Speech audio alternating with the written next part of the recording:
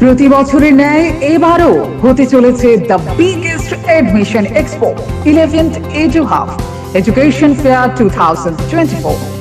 স্থান এগিয়ে চলো শঙ্খ, মেলার মাঠ, আগরতলা। চলবে 8 জুন এবং 9 জুন। সময় বিকেল 4টা থেকে রাত 9টা পর্যন্ত। যোগাযোগ 9774033031 অথবা 9774413593।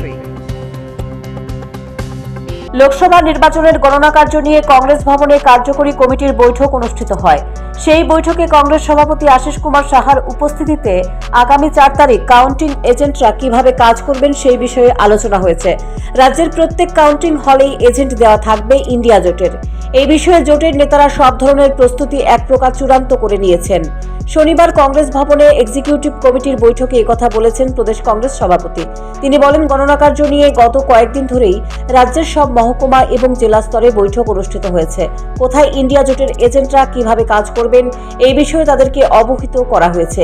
এর পাশাপাশি কার্যকরী কমিটির বৈঠকে আসন্ন গ্রাম পঞ্চায়েত নির্বাচন নিয়েও বিস্তারিত আলোচনা হয়েছে। নির্বাচন দপ্তর চলতি মাসের মধ্যেই গ্রাম পঞ্চায়েতের নির্বাচন সম্পন্ন করতে চাইছে। এই নির্বাচনে সর্বশক্তি দিয়ে প্রতিদ্বন্দ্বিতা করবে প্রদেশ কংগ্রেস। এর জন্য জেলা এবং ব্লক কমিটিগুলিকে অনেকটাই সাংগঠনিক দিক থেকে শক্তিশালী করা হচ্ছে। পিসিসি সভাপতির বক্তব্য, ত্রিপুরার গ্রাম থেকে শহর সর্বত্রই মানুষের মধ্যে কংগ্রেস দলের প্রতি একটা আলাদা আকর্ষণ রয়েছে। মানুষ এই দলকে মনে প্রাণে পছন্দ করেন, ভালোবাসেন। জাতি জনজাতি সহ সকল অংশের মানুষের মধ্যে কংগ্রেস দলের প্রতি আলাদা একটা টান রয়েছে। অনেকেই হয়তো প্রকাশ্যে দলের মিছিল সভায় আসছেন না, কিন্তু তারা কংগ্রেস দলের পক্ষেই রয়েছেন। তারা আজীবন এই দলকে সমর্থন করবেন। পঞ্চায়েত নির্বাচনের সর্বশক্তি দিয়ে লড়াই করতেই দল প্রস্তুতি নিয়েছে। ইতিমধ্যেই আমরা আমাদের রাজ্যে নির্বাচন সম্পন্ন করেছি, লোকসভা নির্বাচনের আমাদের সারা রাজ্য জুড়ে দলীয় নেতৃত্ব ইন্ডিয়া জোটের পক্ষে ওনারা নির্বাচনে প্রতিদ্বন্দ্বিতা করেছেন। আগামী 4 তারিখে 4 জুন গণনা হবে। বিশেষ করে গণনা কেন্দ্রগুলিতে আমাদের যারা গণনা কর্মী হিসাবে সেখানে থাকবেন, তাদের হয়ে দলীয় নেতৃত্ব তাদের দায়িত্ব কর্তব্য সেগুলি সম্পর্কে আলোচনার মধ্য দিয়ে আমরা আমাদের গণনা কর্মীদের উদ্দেশ্যে কিছু পরামর্শ রাখব এবং আগামী জুন মাসে রাজ্যে পঞ্চায়েত নির্বাচনের প্রস্তুতি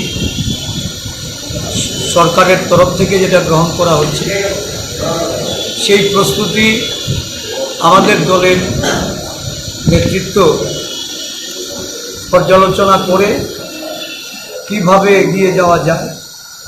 এই পঞ্চায়েত নির্বাচনে ভোটার তালিকার প্রসেস থেকে শুরু করে নির্বাচনে প্রতিদ্বন্দ্বিতা সমস্ত বিষয়ে আমরা প্রদেশ কংগ্রেসের কার্যকরী কমিটির মিটিংয়ে আলোচনার মাধ্যমে সমস্ত পঞ্চায়েতে আমাদের ব্লক এবং জেলাকে আমরা কীভাবে দায়িত্ব অর্পণ করব, কী হবে আমাদের আগামী দিনের রোডম্যাপ, সেগুলি নির্ধারণ করার জন্য আজকে মূলত।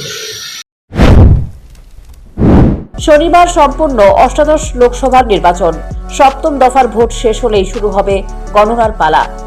4 জুন লোকসভা নির্বাচনের ফলাফল ঘোষণা হবে। কেন্দ্রে পরিবর্তন নাকি প্রত্যাবর্তন হচ্ছে?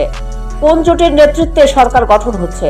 চায়ের দোকান থেকে অফিস আদালত এ নিয়ে সর্বত্রই চলছে চর্চা। মঙ্গলবার দুপুরের মধ্যেই জানা যাবে দেশের গণদেবতা দিল্লিতে কাদের শাসনের ভার ন্যস্ত করছেন। Bureau report, news prime Tripura.